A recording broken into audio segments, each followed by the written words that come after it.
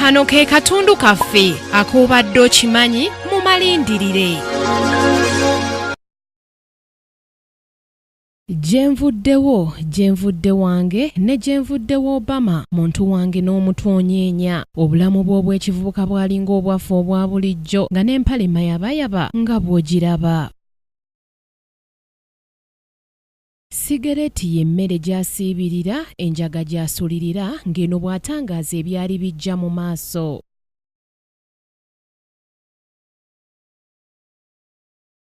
Ono yakoze ebyafaayo okubeera omuddugavu asoose okufuga eggwanga lya Amerika okumala ebisanja bibiri nga gy'emyaka 8 ng'ayagaddwa nnyo abantu era singa ssemateeka wa Amerika abadde akyuka n'ekyokusatu bandikimuwadde era yandikiwuuse buva. Bigambo ki bye yakozesa okwagazisa abantu okumulonda? Kampeyini yazitandika mu mwaka gwa 2007 ne mukyala we Michelle Obama era akageri gy'ayogeranga ennyonza yakola kinene bbo okuwangula ate nga n'Obama kennyini mwogezi mulungi akunkumula n'ennyenje. Hispanic, Asian, Native American, gay, straight, disabled and not disabled, Americans who sent a message to the world that we have never been just a collection of individuals or a collection of red states and blue states. We are and always will be the United States of America. Obama yeesimbawo ku kaada y'ekibiina kya Democratic Party nga kino kitegeeza nti ye yakikwatira bendera. Yavuganya n'abantu ab'enjawulo okwalihira Rodham Clinton, John Edwards, Joe Biden, Chris Dodd, Mike Aravel, Dennis Kucinich ne Bill Richardson. Naye ng'okuvuganya okw'amaanyi kwali wakati wa Obama ne nnakyalahira Rodham Clinton. Akalulu kaakwatibwanga ennaku z'omwezi nnyo omwezi ogwa Museenene omwaka 2008 era nga lwali lunaku lwakubiri. Akalulu kano ke kaali ak'omulundi ogw'ataano mu omukaaga mu ggwanga lya Amerika era nga kajjeyo n'abakadde yonna gye baali beekukumye. Obama yakukumba obululu be yali avuganya nabo n'abalekera busa mmambiro. Ebiseera ebyo Amerika yalina abantu abaali basoba mu bukadde 3, abantu obukadde 649 n'okusoba be baalonda Obama nga kino kitegeeza nti yafuna ebitundu 52 n'obutundu 9 ku buli 100 ng'abazungu baamuwa n'abaddugavu nga totalizza newankubadde ng'abantu obukadde 5 tebaalonda olw'ensonga ezitali zimu. Ebyafaayo biraga nti okulonda kuno kwe kukyasinze okwettanirwa mu ggwanga erya Amerika ng'awangudde. Yalayizibwanga ennaku z'omwezi 2 omwezi ogwa Gatonnya omwaka 2009 ku kisanja kye ekyasooka ku bwa pulezidenti mu nnamungi w'omuntu eyeeyiwa mu kibuga Washington.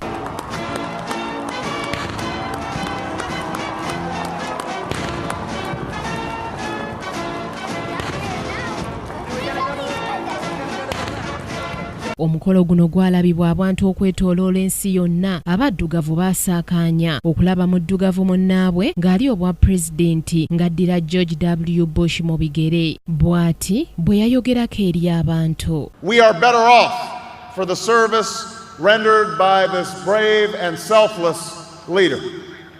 I congratulate him. I congratulate Governor Palin for all that they've achieved.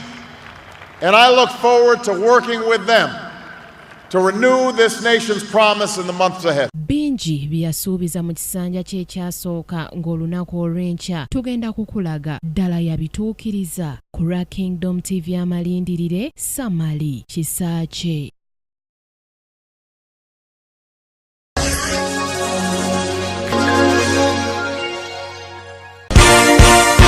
This is Kingdom TV.